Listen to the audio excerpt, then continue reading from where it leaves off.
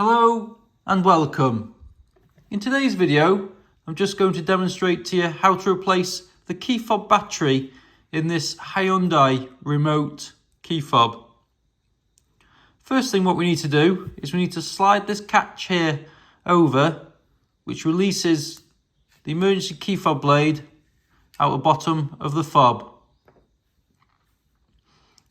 Now what we need to do is get a large flat-headed screwdriver. If you use anything smaller, sometimes it may not work and you may struggle to crack the two halves of the case.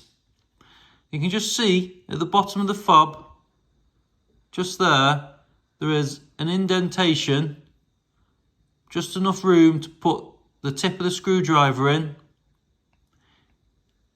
give it a twist, and it cracks the two halves of the case.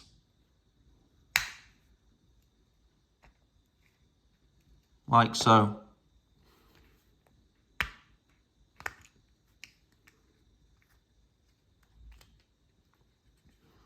And there is your key fob battery.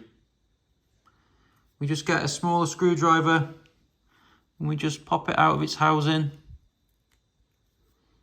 like so.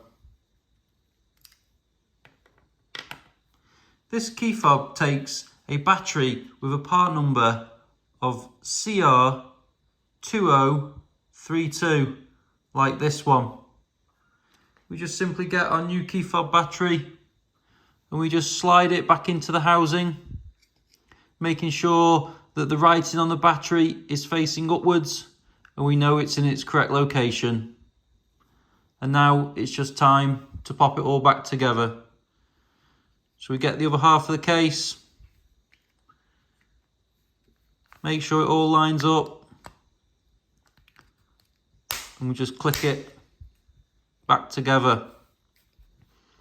And we just put the blade back into the bottom. And there you go. It's all done.